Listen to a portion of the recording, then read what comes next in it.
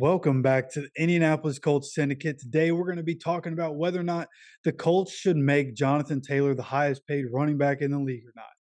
There's a lot of talk right now about running backs and whether or not they should get paid.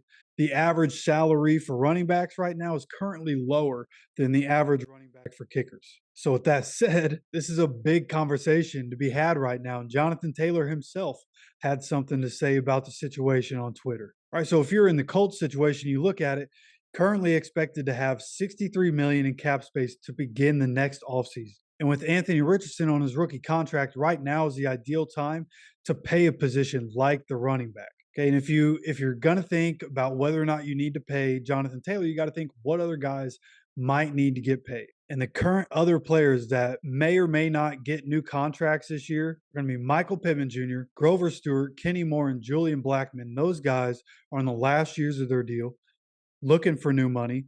Right now it seems like Kenny Moore probably going to be gone. Julian Blackmon, with the way the Colts have been drafting, he's probably going to be let go. Grover Stewart, again, because of the way the Colts have been drafting and because of DeForest Buckner being here and the money he's making, good chance he's gone. But Michael Pittman Jr. is somebody that could get a new contract, probably likely to get a new contract. With what receivers are getting paid, you have to wonder, what is Pittman going to get paid and how's that going to affect the cap for Jonathan Taylor, right? And you want to look even more long term, right? These guys are signing, 4 or 5 year deals. You have to look even more long term. Guys that could get paid this season or next season. DeForest Buckner coming up on a contract extension or wanting to talk about a contract extension. Kwity Paye, his rookie deal is coming up. Dio Dangbo, his rookie deal is coming up. Zaire Franklin's going to be wanting to get paid from somebody, probably not going to be the Colts, because we have Shaq Leonard, assuming he comes back and can be Shaq Leonard again. Zaire Franklin probably not going to be paid by the Colts. I could see DeForest Buckner getting a contract. I could see Kwity Paye getting a contract.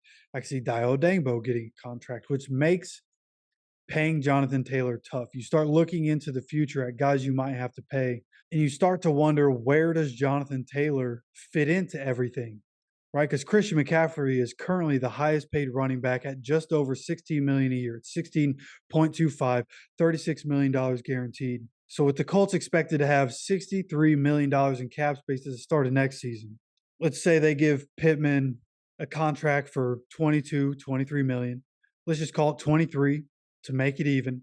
Then they have $40 million in cap space to play with. Now, obviously, they can make things happen with the cap, and teams can do other stuff to open up cap space in different ways. So while Pittman might make $23 million a year, cap hit might be less than that, might be more than that for the first couple of years and less than that a couple of years after. But we're going to call it 23 million. Then you have 40 million. Who else are you going to pay? Kwity Paye, if he steps up, Dio, if he steps up, DeForest, because he's invaluable to the team. In a couple of years, you're going to have to worry about Alec Pierce.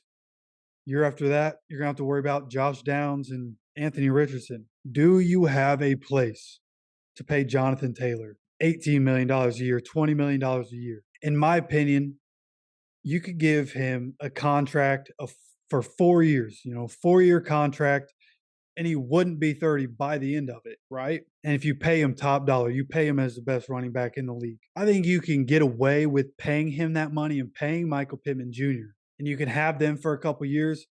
And if you wanted to, I would completely understand if you traded Jonathan Taylor before the end of his contract so that you could pay Anthony Richardson and Josh Downs later down the line. When you start looking down the line, it starts to get really complicated, and that's why paying running backs is such a complicated issue right now.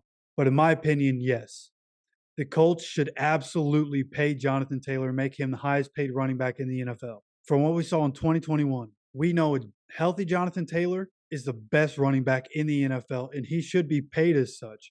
I don't expect Jonathan Taylor to just be injury prone for the rest of his career. I think he's going to come back in 2023. I think he's going to remind everybody why he's in the conversation for best running back in the league, and he's going to cement himself as best running back in the league in 2023. I would love to know what you think. Do you think we should pay Jonathan Taylor top dollar? You let me know down in the comments. And don't forget to like and subscribe. Keep coming back for more Colts content, and I'll see you for the next video.